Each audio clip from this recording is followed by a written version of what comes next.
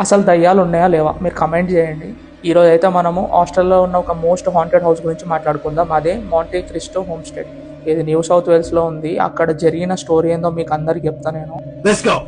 కథలో ఉన్న హీరో పెద్ద మ్యాన్షన్ మచ్చా. ఇది ఎట్లుంటుంది అని చెప్పేసి అంటే అరుంధతి సినిమాలో ఇల్లు ఉంటుంది అట్లే ఉంటుంది, కానీ దానికంటే 3 times పెద్ద ఉంటుంది. చాలా పెద్ద మ్యాన్షన్. ఇది క్రిస్టోఫర్ క్రాలీ గాడు 1885లో కట్టిన తర్వాత ఏమైందని చెప్పేసి అంటే వాడి బ్యాక్గ్రౌండ్ తెలుసుకుందాం ఫస్ట్. వాడు చాలా పూర్ ఫ్యామిలీ నుంచి వచ్చిండు, మిడిల్ క్లాస్ అనమాట. వాడు ఏం చేసిండంటే ఒకటే మంచి పని, ఓ మంచి ఏరియాలో ఒక ల్యాండ్ కొన్నాడు. అది అక్కడ రైల్వే స్టేషన్ పడే వరకు వాడి ఫేట్ అంతా చేంజ్ అయిపోయింది. ఫుల్ పైసలు వచ్చినాయి, ఇల్లు కట్టిండు. అక్కడ వాళ్ళ పిల్లలు, వాళ్ళ వైఫ్ అండ్ కొంతమంది పనోళ్ళు ఉంటుండే, అక్కడ ఉంటుండే వాళ్ళు. అంతా బాగానే ఉంది, ఇంట్లో అందరు మంచిగానే ఉంటుండే, హ్యాపీగా ఉంటుండే. 1910లో వాడికి బ్లడ్ పాయిజనింగ్ వాడు చచ్చిపోతాడు. వాడి పెళ్ళానికి వాడంటే చాలా ఇష్టం అనమాట. ఆమె లిటరల్లీ వాడు చచ్చిపోయిన తర్వాత మొత్తం బ్లాక్ డ్రెస్ వేసుకుంటుండే. బయటికి కూడా ఓన్లీ 2 times వచ్చింది ఆమె. అసలు ఆమెను ఎవరు చూడకపోతుండే వాళ్ళ సర్వెంట్స్ తప్ప.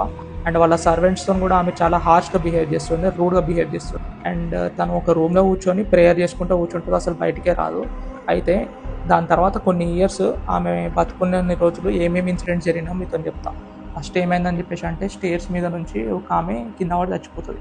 ఆమె ఎవడో తోసేసిండా, ఆమె పడిపోయిందా ఎవరికి తెలియదు. నెక్స్ట్ ఏమైందని చెప్పేసి అంటే దాంట్లో హార్స్ టేబుల్స్ ఉంటాయి కదా, దాంట్లో పనిచేసే ఒక వర్కర్ సిక్ లీవ్ పెడతాడు. ఆడు సిక్ లీవ్ పెట్టగానే మీకు కోపం వచ్చి ఏం చేస్తుంది అంటే ఆడు బతుకున్నప్పుడే వెళ్ళి వాడి బెడ్ కాల్ చేసి చంపేస్తారనమాట ఆడిని. అంత ఘోరంగా ఉంటుండే ఆమె. అండ్ తర్వాత ఒక ఆమె చిన్న పాపని ఎత్తుకొని అదే స్టేర్ కేస్ ఉంది కదా అక్కడ ఉన్నప్పుడు సడన్గా ఆమెకి ఏమవుతుందో తెలియదు, ఆ పాపని కింద పడేస్తుంది. మరి ఆమె లోపల ఎవరో వచ్చి అది చేసిరా, లేదా ఆమె చేసిందా, లేదా పాప స్లిప్ అయి పడ్డదా, ఇప్పటికి కూడా అది ఎవరు తెలియదు. మన ఆంటీ ఏమో 1933లో చచ్చిపోయింది, ఎలిజబెత్. దాని తర్వాత ఏమైందని చెప్పేసి అంటే ఇక అందరు ఆత్మలెక్క మారి ఆ ఇంటి చుట్టూ తిరుగుతూ ఉన్నారు.